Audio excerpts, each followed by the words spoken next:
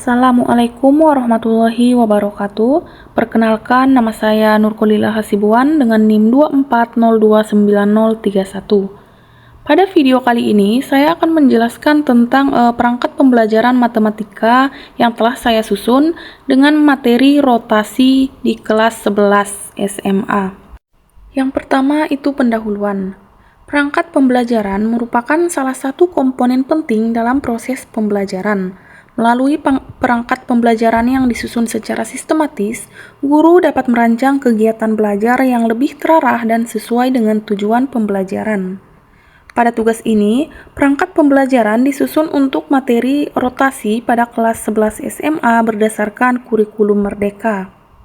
Ada beberapa komponen dalam perangkat pembelajaran yang telah saya susun.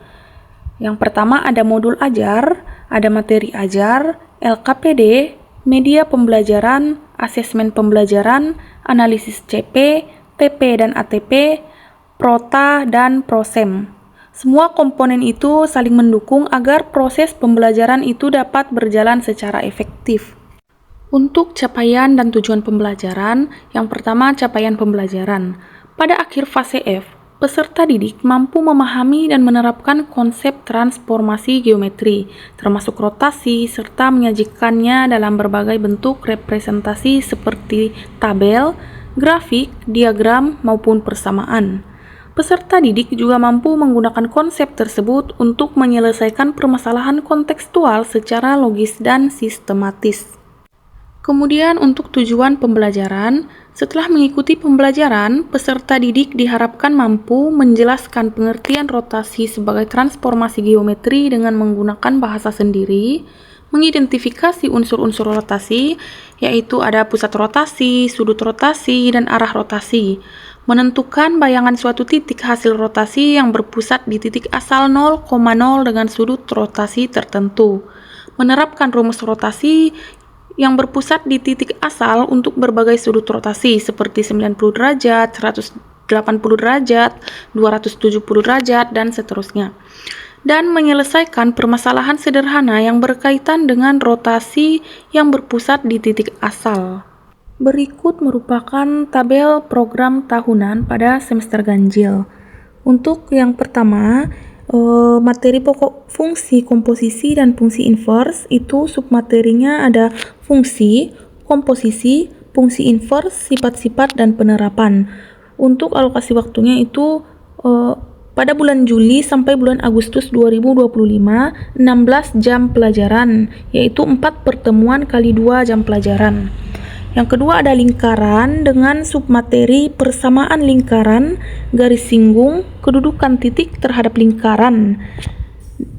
Dia juga terdapat 16 jam pelajaran, yaitu dengan keterangan 4 pertemuan kali 2 jam pelajaran. Yang ketiga ada trigonometri lanjut dengan submateri aturan sinus dan kosinus, luas segitiga, dan identitas trigonometri. Pada bulan September sampai bulan Oktober dengan jam pelajaran 16, yaitu 4 pertemuan kali 2 jam pelajaran. Yang keempat ada transformasi geometri dengan submateri translasi, refleksi, rotasi, dilatasi, dan komposisi transformasi pada bulan Oktober sampai bulan November dengan jam pelajaran 20, yaitu 5 pertemuan kali 2 jam pelajaran. Dan yang kelima ada statistika dengan submateri ukuran pemusatan, ukuran penyebaran, dan interpretasi data pada bulan November sampai bulan Desember. Ada 16 jam pelajaran, yaitu 4 pertemuan kali 2 jam pelajaran. Dan kemudian ada penilaian tengah semester pada bulan Oktober, yaitu 2 jam pelajaran. Dan yang terakhir ada penilaian akhir semester pada bulan Desember, terdapat 2 jam pelajaran. Kemudian untuk program tahunan pada semester genap, materi pokok yang pertama itu limit fungsi dengan submateri limit fungsi aljabar, limit tak tentu, dan teorema limit. Pada bulan Januari sampai bulan Februari ada 16 jam pelajaran dengan 4 pertemuan kali 2 jam pelajaran. Kemudian nomor 7 ada turunan dengan submateri definisi turunan, aturan turunan, dan penerapan turunan pada bulan Februari sampai bulan Maret. Terdapat 20 jam pelajaran dengan 5 pertemuan kali 2 jam pelajaran. Kemudian ada integral dengan submateri, integral tak tentu, integral tertentu, dan penerapan integral. Pada bulan Maret sampai bulan April terdapat 20 jam pelajaran dengan 5 pertemuan kali 2 jam pelajaran. Kemudian ada peluang dengan submateri kaidah pencacahan, permutasi, kombinasi, dan peluang kejadian majemuk pada bulan April sampai bulan Mei dengan 16 jam pelajaran, yaitu 4 pertemuan kali 2 jam pelajaran. Dan ada barisan dan deret dengan submateri barisan, aritmetika, barisan geometri, dan deret konvergen pada bulan Mei dan terdapat 12 jam pelajaran dengan 3 pertemuan kali 2 jam pelajaran. Kemudian ada penilaian tengah semester pada bulan Maret terdapat 2 jam pelajaran dan penilaian akhir tahun pada bulan Juni terdapat 2 jam pelajaran. Kemudian total jam pelajaran pada 1 tahun yaitu 162 jam pelajaran. Kemudian untuk program semester, untuk keterangan tanda hitam yang di tengah itu untuk menerangkan minggu aktif pembelajaran. Untuk materi pokok, fungsi komposisi dan fungsi inverse dengan jam pelajaran 16, dia aktif pembelajaran pada bulan Juli dan bulan Agustus. Untuk lingkaran dengan 16 jam pelajaran, dia aktif pada bulan Agustus dan bulan September. Dan untuk trigonometri lanjut dengan 16 jam pelajaran, aktif pada bulan September dan bulan Oktober. Untuk materi transformasi geometri dengan 20 jam pelajaran, aktif pada bulan Oktober dan bulan November. Dan untuk statistika dengan 16 jam pelajaran itu aktif pada bulan November sampai bulan Desember. Kemudian untuk yang penilaian tengah semester atau PTS yang terdapat 2 jam pelajaran, dia PTS-nya itu pada bulan Oktober. Dan untuk penilaian akhir semester atau PAS dengan 2 jam pelajaran, dia pada bulan Desember. Maka total jam pelajaran pada semester ganjil itu terdapat 72.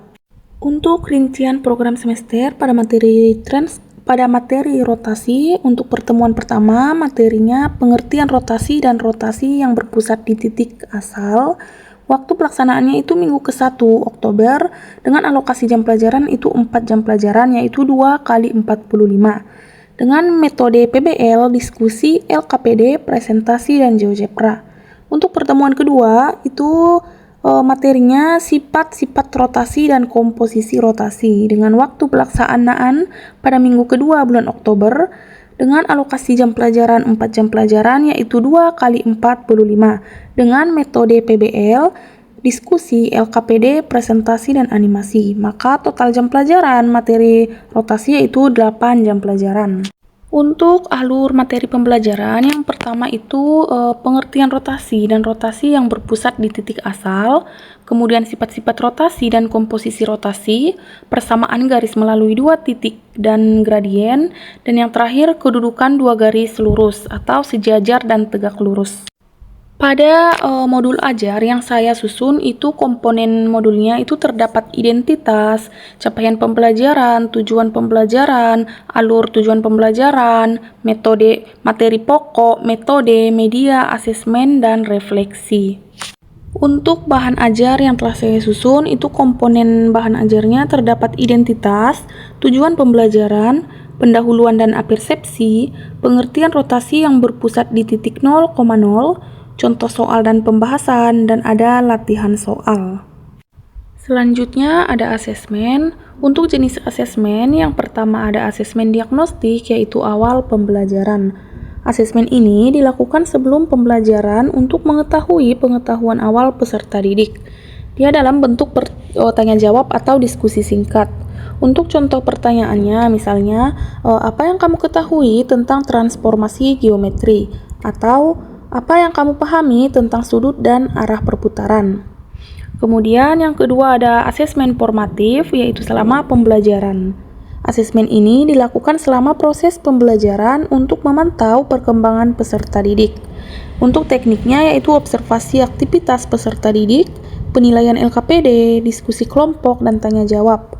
Untuk aspek yang dinilai di sini yang pertama ada ketepatan menentukan koordinat bayangan hasil rotasi, kemampuan menerapkan rumus rotasi untuk berbagai sudut, pemahaman sifat-sifat rotasi sebagai transformasi isometri, keaktifan dalam diskusi kelompok, dan ketelitian dalam menyelesaikan LKPD.